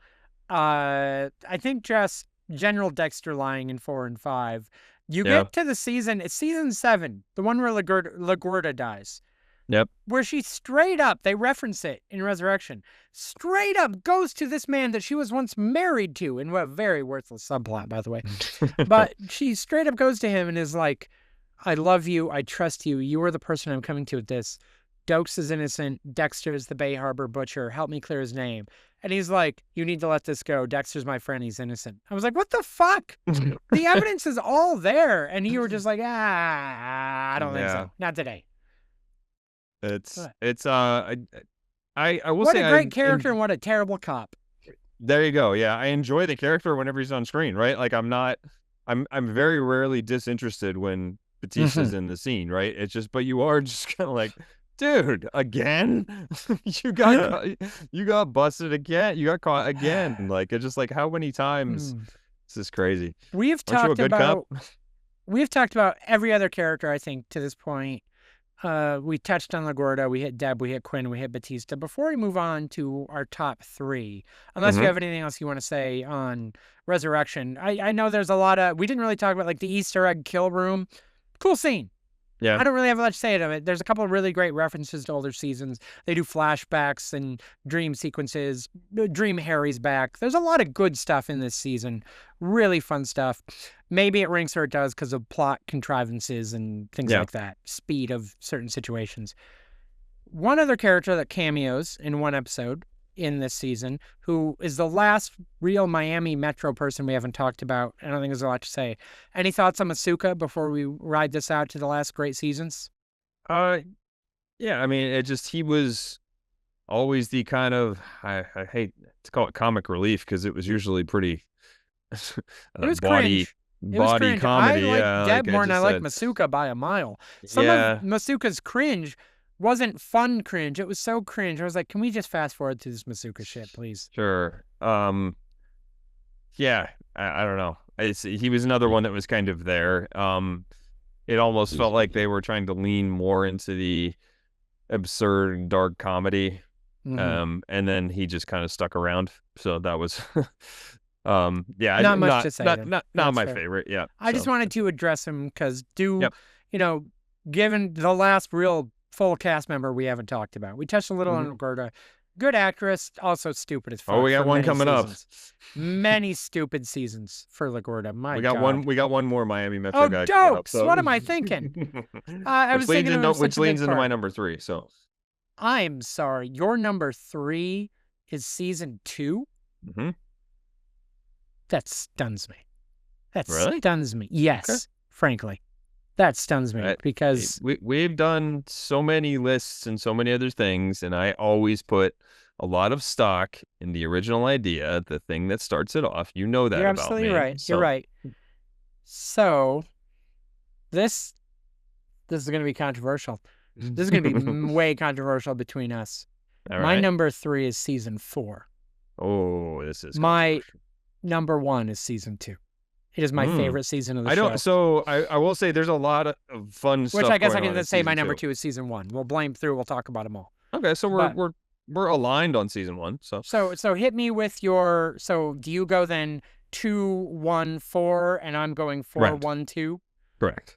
Interesting. I was worried when I put 4 where I did that both you and anyone else, because it is considered the best. It is considered the tippy top. It is considered the peak of the show in both ratings and cultural significance. But taken as a season, as good as it is, and these top 3 are very tight together. They are packed in. I go 4, 1, 2. But you go 2, 1, 4. Let's talk about season 2 right now. What you got? I put it as Lila is the third because I went. That's how I started this whole list, right? I started with big bad villain and then worked my way backwards on the seasons. So right, like that's how I did my original kind of ranking, and then worked backwards from there, and then moved seasons around where I thought things filled in the rest of it. I think Lila is an interesting villain, but not on the par of Dexter Killer and Trinity. So that is She part of the is reason there. the worst part of this season, and I say that Mhm. liking a lot of what she does in the show and a Sure, lot she's of what not she brings to bad, the but show. yeah, it just I it's do think she becomes comically evil right at the end, where yes. even up through where she kills Dokes, it was almost character enthused. She was crazy, she was in love, she was obsessed. Post Dokes, it got a little wild, Lila wise. Yep. I do like the idea that Dexter was thinking with his dick for a hot second, but also emotionally, there was a passion of he always just wants to be understood. That's the through line through Yep. all seasons. If Dexter could find someone that truly understands him, it's going to change a lot, and that's really the benefit to probably Harrison in these last seasons, and maybe what we could get post resurrection. But this is the season that should have been the final season. Not that I wanted it to end in season 2. I'm talking hmm about the plot beats, the drama, the tension, the Dokes finding out, the relationship trauma. The fact they did this in season 2 Yeah. is fucking insane. But also, it's so good with so many things happening. That's why it's my favorite season. I love so much of it. I've talked at times about and I like call it almost the claustrophobia of everything kind of coming in and Mm-hmm. closing in on Dexter. And this season does that as well as anything else, where Mm-hmm. it's the other parts of season 1 and 4 don't really have that, right? Like there is not as much. There is sort of people on the side going, huh, that's Mm-hmm. weird. Like or certain things that connect to things about the Bay Harbor Butcher, but it's season 2 is where it's starting to come in on like the focus is coming inward. It's coming on Dexter. Also, Also, going oh go ahead. I was gonna say you mentioned Bay Harbor Butcher, obviously plot of the season. Even though we haven't hit plot on all, this is the season where somebody finds all his original kills, all his Yep. bodies, all his dumping point, which is why it should have been the final season. This Hmm. is the consequence season. He is up against it. People have found out that he exists as a serial killer at all, even if they don't know it's him. But one thing I love about that is in this season specifically, somebody finds out he's the Bay Harbor Butcher, and he goes, "I hate that name." By the time you get to Resurrection, and he's Yeah. got Neil Patrick Harris's tattoo killer on his table, and he goes, "I'm Dexter Morgan," and they go, "Who's that?" And he goes, "I'm the Bay Harbor Butcher." And Neil Patrick Harris, "Oh shit!" Right before he gets killed. Yeah. It's funny to see how he's now embraced his notoriety, and he takes it as that's me, that's mine. No one else can be that. Yeah. When it first happens, he goes, "Oh, what the fuck is this? Come on." It's Yeah. Well, interesting and how I that think evolved. he didn't think that there were people as of like-minded as him. So I think that was part of the thing about Resurrection where it diverted at times because he was almost enjoying himself because he was with people he could speak freely to. But so maybe that contributes to that. But I don't want to gloss over this from season 2 is that this whole season Dokes is at like 150 and I'm here for it the whole Yeah, thing. I mean, he's so this is good.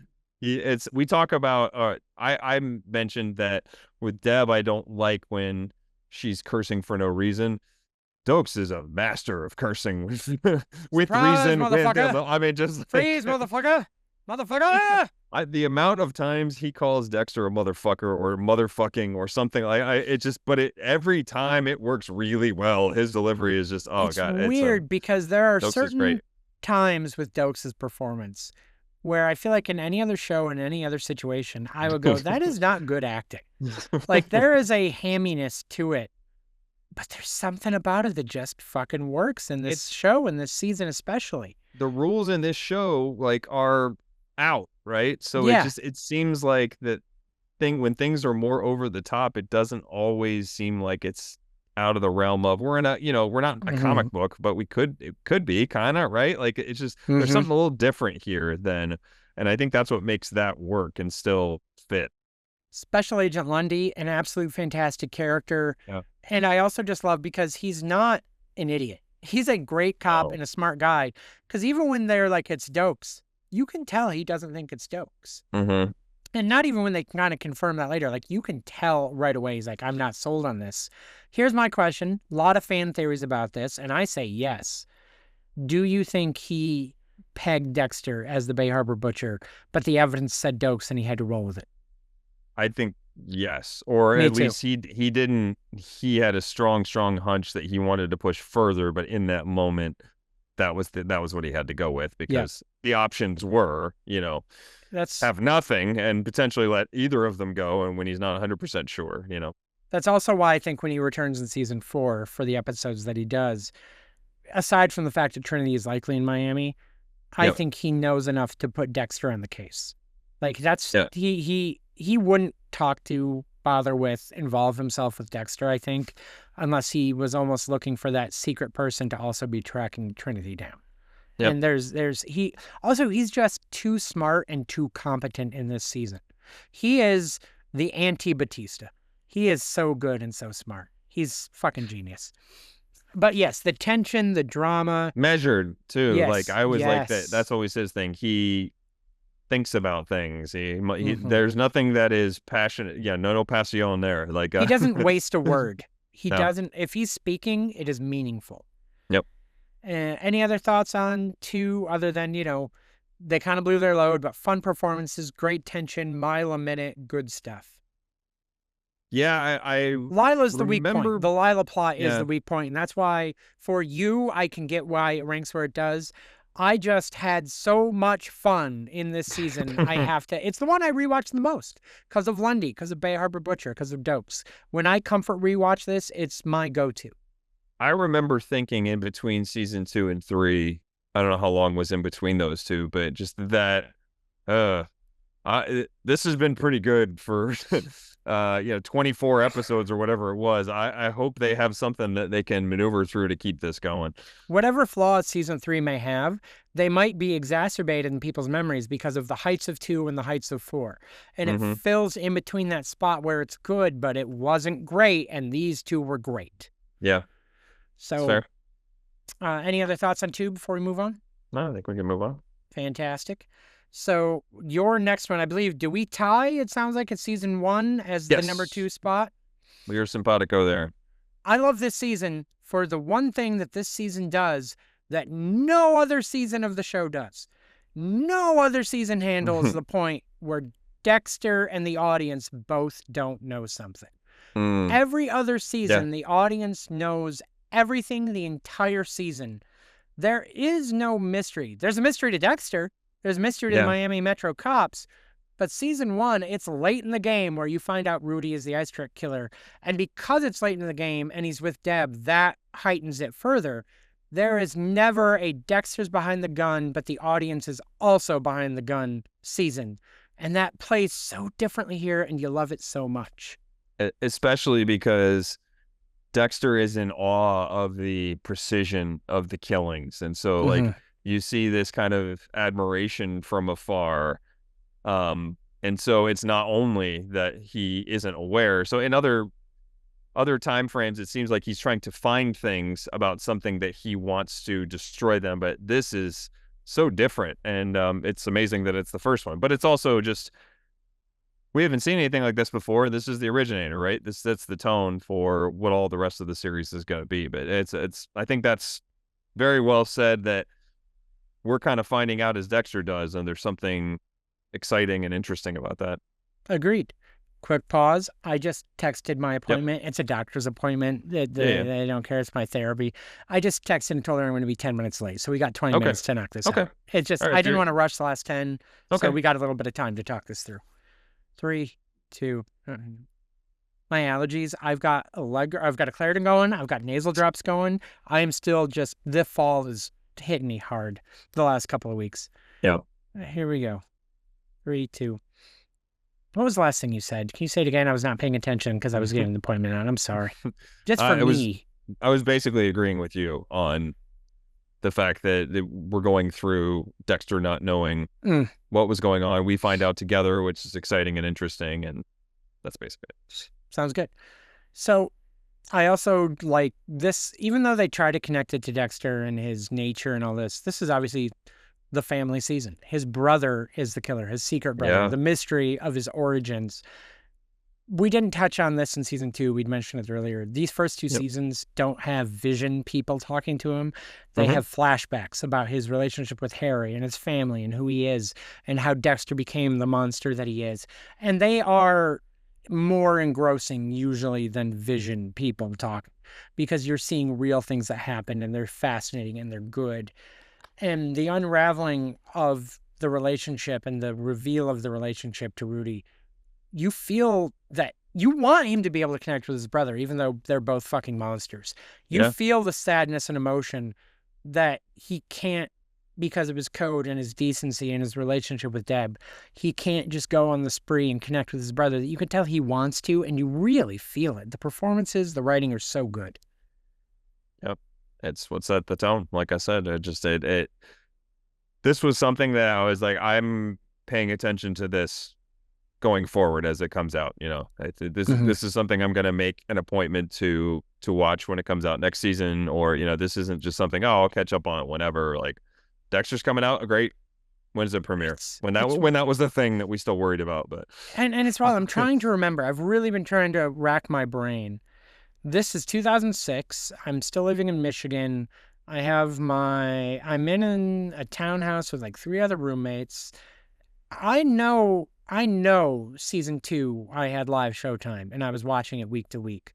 hmm I can't remember. I was like, was it the hype of season 1 where I was like, oh, I got to get Showtime and watch this shit and, on demand it and figure this out? Because we were in the on demand era where you could do that, at least on cable. yeah. I'm like, how did I find this and why did I connect to this? And this was so good. I'm trying to think of how did this, in a pre-internet era, on a So very Showtime never had the reach HBO had. How did this get to the when point where I was like, yeah, I'm going to pay for this and watch this? when did they? And I didn't do the research on this, and I should, but they tried something where they aired it on CBS, heavily edited. That Um, was the writer's strike. So that was 2008. that They was did that then. for the Okay. writer's strike. So this was at Okay. least 2 years later. So it was before that. Okay. Yeah, I I didn't know if it remember was. that. I was I like, didn't know if it was because I related to also that because that actively would get thought, promoted that way. So I didn't know if maybe that became. no, because I also actively thought, how the fuck are they going to do that? Because I know I was watching the show by that point because it was season 2 after. There must have been some sort of good marketing campaign. I don't know, but They it's just had to. Or the hype that we're talking about of that early era pre Breaking Bad where it was just, you got to check this out.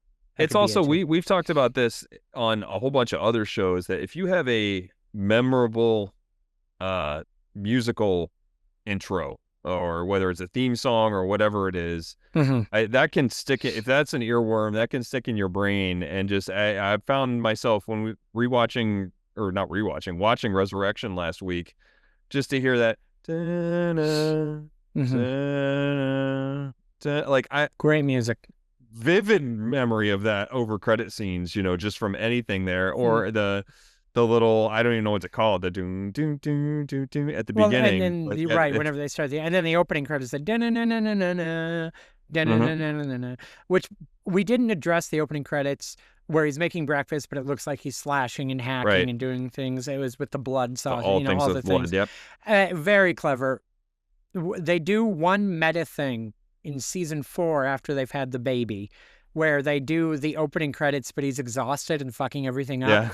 Yeah. Yeah. Very clever. Very hmm clever bit of twist on that. You don't often see a show like this pulling that meta kind of move, but it also to me shows that even though we're watching the opening credits, that we've talked about his routine nature, I think we're meant to take that opening credits as not just a one-time thing that we saw for opening credits. That's his daily morning routine every single Yeah. time. And it sells into the season 4 of, well, now he's fucked up. So Well, and I mean, they do it, and they have a nice callback to it in Resurrection too, when Harrison's getting ready as I he's waking forgot. up. What? That Yeah. didn't click, actually. That didn't hmm click. I feel like the fool. So, any other thoughts on season 1 other than just like you said, it's the innovator. It's different than all the other seasons, but it's great performances, introducing the characters. Really shows a lot of.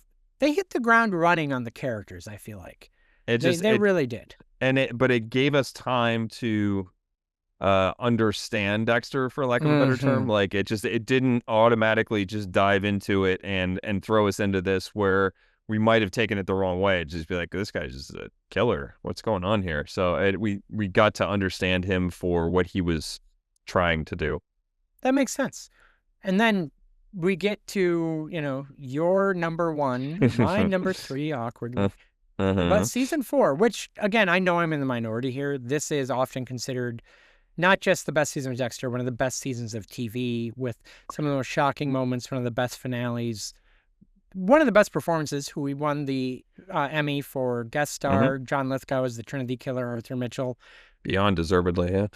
There's so much here. When I rank this lower than what you do, it is Hmm. not a something about its quality, right? It is just Yeah. where I fall as a viewer and a personal preference in these three. This is an amazing season of TV. I will not slag it, and I have nothing to slag on it, really. It just comes down to preference for me. Hmm. But why is this your number one? Talk to me about why this works, why it is the number one, and why it is to so many people. It's what that image at the end of the, and it shouldn't be, maybe it's not 100% fair to say the image from the end of the season finale But that image is earned is from what came before. right, fair, and but it's the most, I don't know, iconic thing I can remember from the show. Honestly, like it's what I remember because no one ever got the drop on Dexter before. I think that's the biggest Right. shock on the whole thing. And not, I Right. mean, yeah, obviously his wife being dead, after we've invested, But a couple seasons in even her, Miguel, and who that's tricked him with it's the shirt, or other yeah, people like Dopes who you can get found away him. with it, right? Like it Exactly. No just consequences. and I think the other way is the construction. I'm just going to talk the season finale briefly. Is the construction there is it felt kind of easy as he was killing him and putting him on his table, and it just kind of felt like, wait a minute, like Hmm. what? Boy, he just all he did was just he choked him out to take him down. I know he's an older man or whatever, but this is a quote Trinity, unquote I think, was accomplished. done. He had accepted he was done. He'd done what he'd wanted to do, and he rolled over. But It's there is a yeah. part in Lithgow's performance where Dexter, I don't hear a lot of people talk about it, but at the very end on the table, it is the subtlest of smallest smirks when Dexter's like, I've won. I have my family. I'm not you. Mm, And it is almost so imperceptible that maybe I'm inferring, but I see it every time where I'm just like, God, that is good acting right there. yeah, and it kind of almost has like a parallel to the what's John Doe, right, from Seven, right, like that Hmm. type sort of thing where he's completed what he Hmm. did and is able to get one over on Dexter. And then you throw in the juxtaposition of how Dexter is rescued by Harry from this same thing, born in Hmm. blood, as they say together. And uh they're just a lot. I mean, that alone. So that season finale is just an unbelievable hour of And television. But the loss of Rita hurts because I talked about like season three and the love and the growing. And even if they have some issues in this season because he's too obsessed with Trinity and it's causing problems at home and all this, there's such a love between them. And that in this season, when he's like, please go away with me, let's go to the Keys and spend the time together. Rita's too good for him and too good for yeah. this world, and so pure and so loving and so trusting, and not to the point of trusting idiotically like Batista, right? There's a difference. She just is good. Well, she's held And him to task on that, like, yes, it's season two, she, even if she doesn't know what she's necessarily holding and there's a misunderstanding or a misdirection, she is calling him on his bullshit every time. Mm-hmm. Yep. And there's such, because she's had trauma, different trauma, but had trauma. And just my goodness, there, I feel like Rita, what is her actress's name? Julie, do you remember? Julie, I don't remember. Julie Benz? Benz, that's it. Yep. I feel like for all the acclaim that she and the show might get, she still seems underrated in this role, Mm-hmm. underappreciated for her part in what this show was in the early years and why it worked. Writing aside, performances aside, showrunner aside, you do lose something with Rita, obviously literally, but you lose an intangible quality moving forward. And the show feels different and loses a heart with her and the family that It. hurts the show not having, frankly, I think. Yeah, it's such a gut punch because it's just, I mean, from the shocking standpoint, but also just, yeah, like you said, the purity of this show has been eliminated by evil, and it's like, The ugh. maybe the Harrison return and the connection they're feeling is why these later seasons have worked better, because we didn't maybe necessarily know it at the time how much you really needed the family, not the Deb family, the family Sure. for this to feel real and to have these connections. To give, yeah, for Dexter to care about something, right? Mm-hmm. To have some sort of feeling that he even says he doesn't feel, but But because you always got the impression of how much stronger he felt for the family than he even says, if I could feel, I'd feel for Deb. I'm fond of her. And that's true. He always recognized that she was a foster sibling as much as he loved her. yeah, The family was his family. sure. And that's the difference. Thoughts on just like we could talk all day long about John Lithgow and just how amazing and how versatile he is. I don't think we're saying anything other people haven't said better. We're not adding anything to the narrative other than he's breathtaking. His Yeah, differences in anger and calmness and creepiness and just how he can weave interchangeably and it never feels jarring, but it feels off-putting. There's a difference between jarring and off-putting. I think And he navigates it expertly. there's nothing more terrifying than someone who can navigate both those worlds without uh any and not really change much, right? Mm-hmm. Like can still be, and he's obviously a homicidal maniac that is killing a lot of people, Mm-hmm. but to maintain this persona just that is always like, it's not, here's who I am, it's not a, no, I would say Clark Kent Superman type thing or whatever. Like it's not But they a, do even allude to that in season 2 of him being the yeah, superhero when they have that one in the comic or tattoo shop where he's like, I am the Dark Defender and blah, blah, blah. You're actually, I feel like you're hitting the nail on the head. Even if it's yeah. not an exact parallel, it is that vibe. They've addressed that vibe.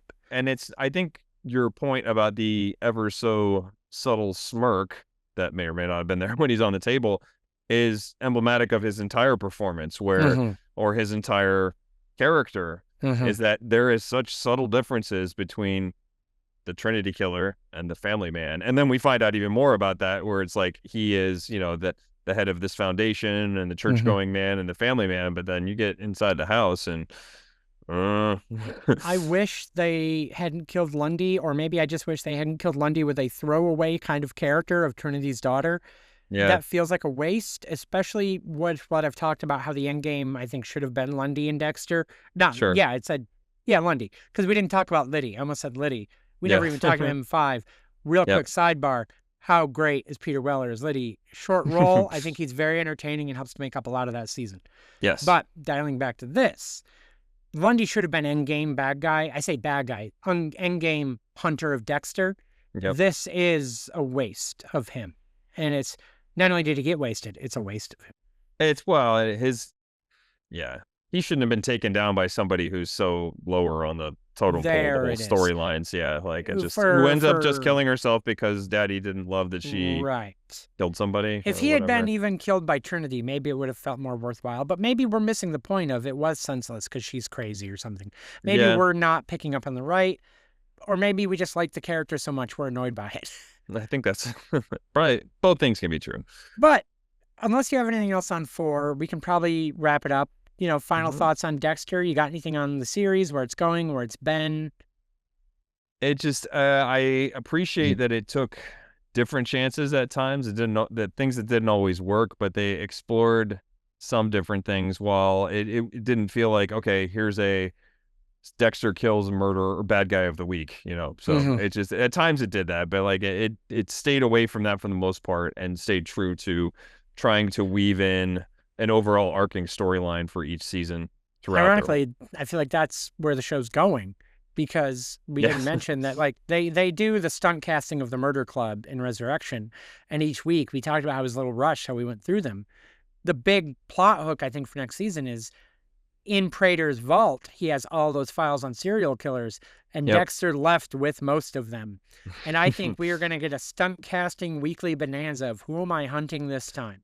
And so I think we're actually going to go Which more into that at direction. at this point But is it's a okay different because we era that haven't could be fun. we haven't seen it yet too. So Right. that's it. It didn't fall into that trap in past seasons. So I think it's okay to explore it once. Agreed. See how it And goes. it had its ups, it's had its downs. I fear it's had more downs than ups, but if we can keep the resurrection momentum, Yeah. I'm happy to stick with Michael C. Hall. I'm happy to stick with Dexter. I'm happy to stick with this show. And I will say that we hope you stick with our show, because if not, you will wind up on our table. Follow us, Mike Barcode, Are TikTok, we allowed to do Instagram. this? What are you We're allowed talking to about? threaten people into listening. What are you to this? talking about? I am simply mentioning that I have a dark social media passenger that you must follow, that you must like and subscribe, that you must leave 5 stars and a positive review on your podcast provider of choice, or else Randy will find you. I'm innocent. Randy will find you. Randy has a dark passenger. He's genial, but he's got something dark underneath. Too many lacrosse practices have driven him insane. Yeah. But thank you, as always, for listening, for watching, all the positivity in the world to you guys. With that, take us out of here, creepo. I swear this just means for this episode, or does it? Goodbye, everybody. Bum, bum, bum. Oh, wait, no, hang on. I did the wrong music. Hit it one more time. Give me the goodbye time. Creepy, though. Creepy. Oh, I gotta remember what I said. They Just I swear it just means for this episode, or does it? Goodbye, everybody. Here, I'm riding on my boat. I'm going to have to take the edit of this podcast and chop it up into 9 pieces and figure out what to do with it. All right. See you next week, everybody. And throw it in Miami. throw it in the Bay Harbor.